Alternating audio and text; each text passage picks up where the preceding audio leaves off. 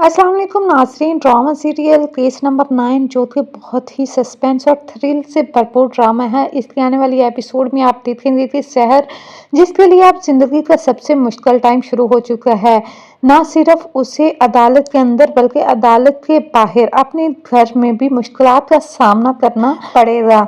उसने अब फैसला कर लिया है, वो किसी सूरत भी पीछे नहीं हटेगी और कामरान को उसके किए की सज़ा ज़रूर दिलाएगी। यहाँ पर और शहर की वकील उसे समझाती है कि किस तरह कामरान ने शहर का सबसे बड़ा वकील किया है, जो कि तुम्हें और तुम्हारे घर वालों को ज़ाती तौर पर भी टारगेट करेगा।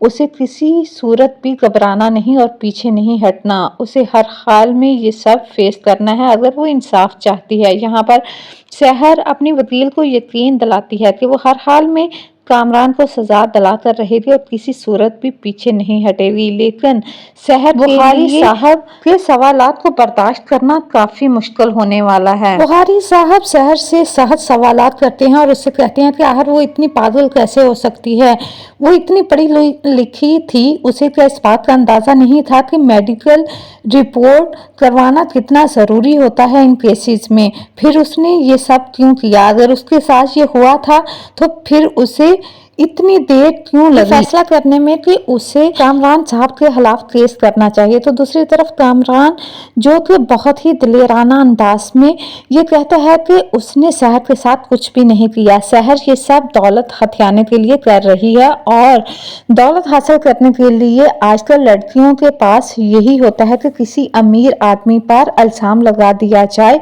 और शॉर्टकट में दौलत हासिल कर ली जाए। यहाँ पर दूसरी तरफ शहर की माँ को रह रहकर इस बात का पछतावा हो रहा होता है कि उसने शहर के कपड़े क्यों फेंके।